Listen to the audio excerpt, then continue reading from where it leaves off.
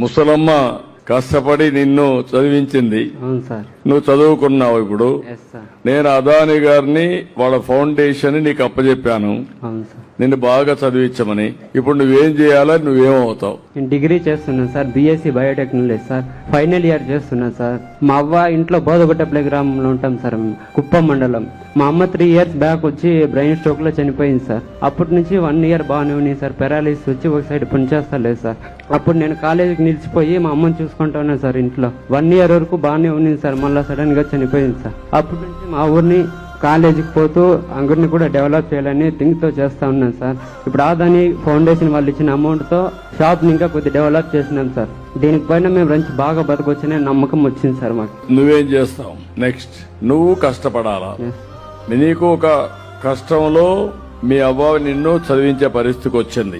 ఆవిడ కష్టపడే సమయంలో నాకు ఒక ఆలోచన ఇచ్చి నేను ఒక మనిషిని పంపించాను మీకు, అదాని వచ్చారు.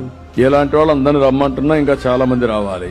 ఇప్పుడు కష్టకాలంలో మీ షాపుని రివైవ్ చేశారు, ఏం కావాలో చేస్తారు. నీ చదువుకు కూడా ఏం కావాలో చదివిస్తారు.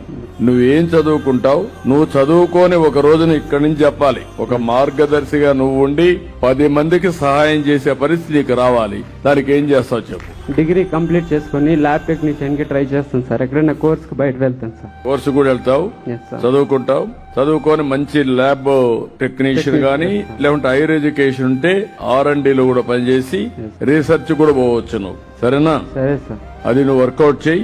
You also do one thing. This type of boys you have to use in our organization in R&D also. Right. If they are interested in that, Sure. then guide them. Then they will become one of the best resource. You will have that satisfaction. Absolutely. నేనేమంటున్నానంటే వారికి ఇప్పుడు చెప్పింది, అదాని దీంట్లో అతను గాని చేయగలిగితే ముందు lab technician BSc pass అవుతాడు, ల్యాబ్ టెక్నీషియన్ వెళ్తాడు, R&D సెంటర్ లో చేరతాడు.